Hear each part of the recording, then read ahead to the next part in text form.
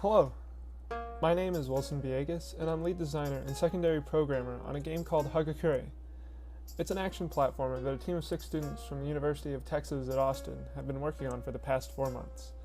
The game's aesthetic draws from East Asian ink paintings, and this style kind of drives the game. Let's jump right into it.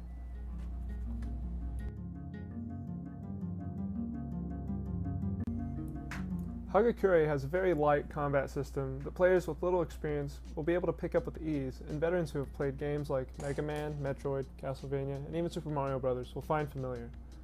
The game can be played on keyboard, but it's designed to be played on a gamepad. Originally, the combat system was less forgiving, and we found that most players preferred an experience that erred on the side of easy over difficult. And this agrees with our target demographic, since we want to attract players who are looking to play in a beautiful world. One of the techniques I employed to drive the immersion was using dynamic events. So as the player goes deeper into the forest, he or she will trigger stampedes of boars that attack with a bloodlust. Along with that, our beta playtesters really enjoyed the stylized camera movement and zooms.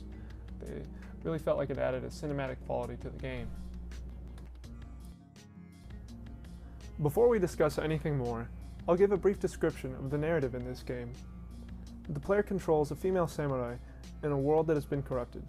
Bushido is the samurai way of life and is governed by 7 virtues. Each large level represents one of the virtues that has been corrupted.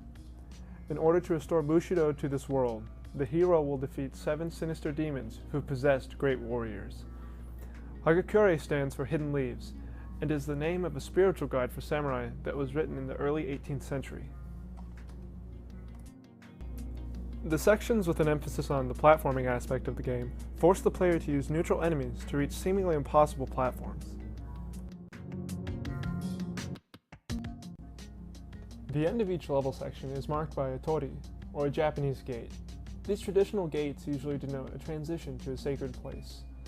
Originally, we did not have a clear indication of how the player went from one level to the next. This caused a lot of player confusion in the alpha playtest.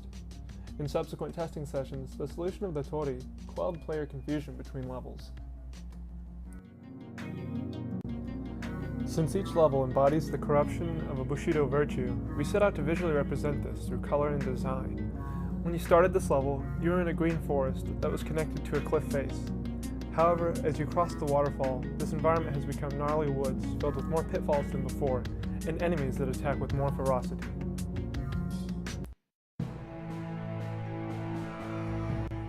Our first boss is a temple guardian who has been corrupted and has taken the form of an Oni.